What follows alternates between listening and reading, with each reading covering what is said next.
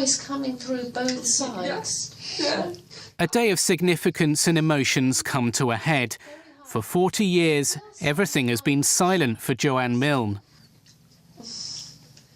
It's all right. It's a big, big, life-changing day today.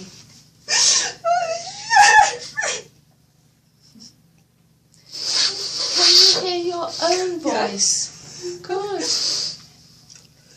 I'm very, very stressed. Yes, it will do.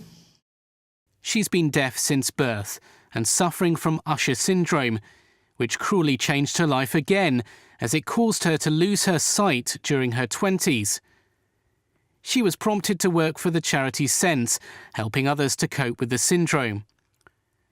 After being fitted with cochlear implants and support from the Midlands Implant Centre, Joanne is now getting used to sounds of her life, from people laughing to birds twittering, what many of us may take for granted, all the while building up her own sound library in the brain.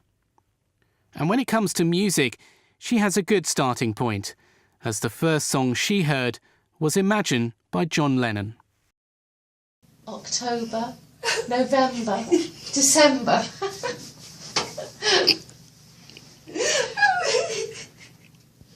Could you hear those words?